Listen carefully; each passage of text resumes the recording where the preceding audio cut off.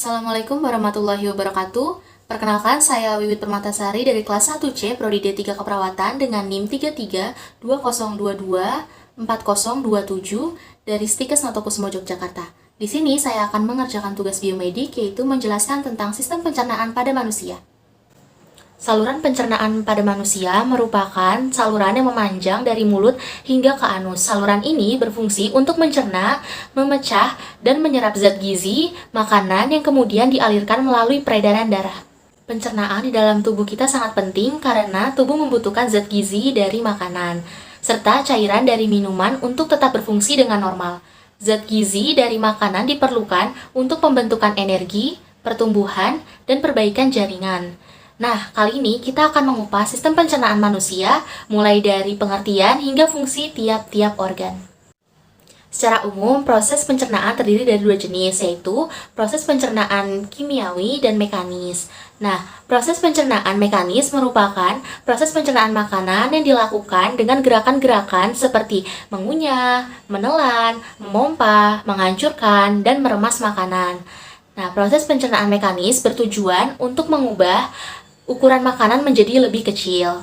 Sedangkan proses pencernaan kimiawi merupakan proses pencernaan makanan yang melibatkan enzim. Nah, pencernaan kimiawi bertujuan untuk mengubah partikel makanan yang kecil menjadi bentuk yang siap diserap oleh tubuh. Nah, di sini terdapat gambar sistem pencernaan. Nah, yang pertama itu dimulai dari mulut. Nah, proses pencernaan dimulai di dalam mulut, tempat terjadinya pencernaan mekanis dan kimiawi. Mulut berfungsi untuk mengunyah makanan menjadi lebih halus agar mudah untuk dicerna.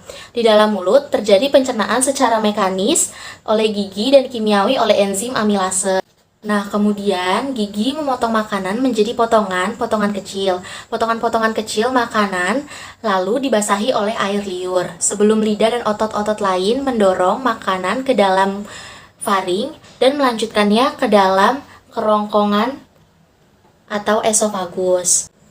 Nah, kemudian gerakan lidah dari mulut mendorong makanan ke belakang tenggorokan.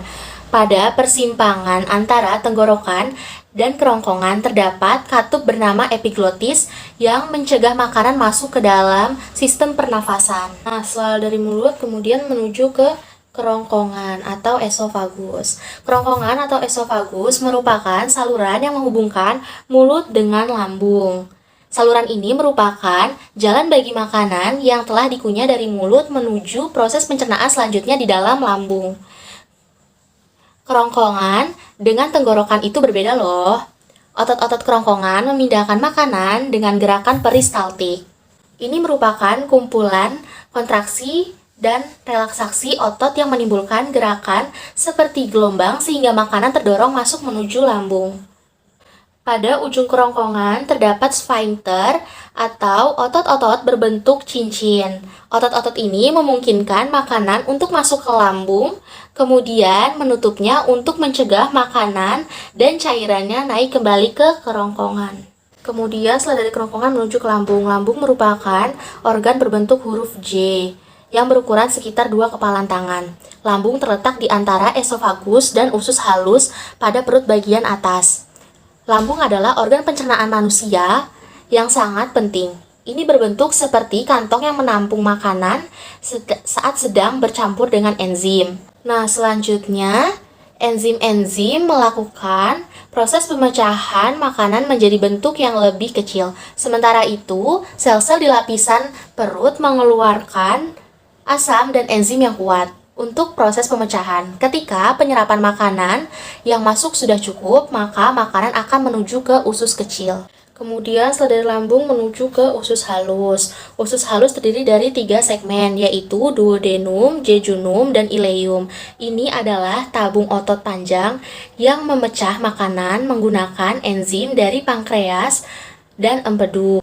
Peristaltik juga bekerja di organ ini, memindahkan makanan dan mencampurkannya dengan cairan pencernaan dari pankreas dan hati.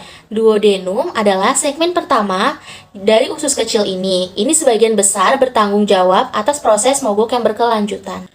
Sementara jejunum dan ileum yang lebih rendah di usus terutama bertanggung jawab untuk penyerapan nutrisi ke dalam aliran darah. Isi usus halus mulai setengah, padat, dan berakhir dalam bentuk cair setelah melewati organ. Setelah penyerapan nutrisi selesai, cairan sisa makanan akan melewati usus kecil dan masuk ke usus besar. Selanjutnya menuju ke pankreas. Pankreas berfungsi untuk menghasilkan enzim pencernaan ke dalam duodenum yang memecah protein lemak dan karbohidrat. Organ ini juga membuat insulin, meneruskannya langsung ke aliran darah. Insulin adalah hormon utama dalam tubuh untuk memetabolisme gula. Selanjutnya menuju ke hati. Hati memiliki banyak fungsi, namun fungsi utamanya sebagai organ pencernaan manusia adalah memproses nutrisi yang dari penyerapan di usus kecil. Empedu dari hati akan masuk ke usus kecil dan memainkan peran penting dalam mencerna lemak dari beberapa vitamin. Selanjutnya yaitu kantung empedu. Nah, ini berfungsi untuk menyimpan dan mengkonsentrasikan empedu dari hati, lalu melepaskannya ke duodenum di usus kecil untuk membantu menyerap dan mencerna lemak. Nah, selanjutnya yaitu menuju ke usus besar. Nah, usus besar berfungsi untuk memproses limbah dan mengosongkan usus dengan mudah dan nyaman. Ini adalah tabung obat panjang yang menghubungkan usus kecil ke rektum. Biasanya perlu sekitar 36 jam untuk tinja melewati usus besar. Kotoran itu sendiri, sebagian besar adalah sisa makanan dan bakteri. Bakteri baik ini melakukan beberapa fungsi yang berguna, seperti mensintesis berbagai vitamin, memproses produk limbah dan partikel makanan, serta melindungi dari bakteri berbahaya.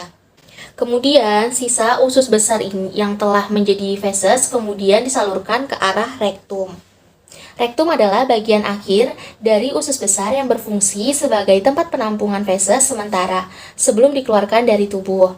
Saat rektum sudah mulai penuh, otot-otot di sekelilingnya akan terangsang untuk mengeluarkan feses. Inilah yang membuat kalian merasa mulas dan ingin buang air besar. Feses nantinya akan dikeluarkan melalui anus. Kemudian saluran rektum menuju ke anus. Anus merupakan organ terakhir dari saluran pencernaan. Nah, saluran ini sepanjang 5 cm yang terdiri dari otot-otot dasar panggul dan 2 sphincter anal atau internal dan eksternal. Lapisan anus bagian atas mampu mendeteksi isi rektum. Ini memungkinkan kamu mengetahui apakah isinya cair, gas, atau padat. Anus memiliki otot sphincter yang penting untuk mengontrol feses. Otot dasar panggul menciptakan sudut antara rektum dan anus yang mencegah feses keluar saat tidak seharusnya. Sekian penjelasan dari saya mengenai sistem pencernaan. Mohon maaf apabila ada kesalahan. Wassalamualaikum warahmatullahi wabarakatuh.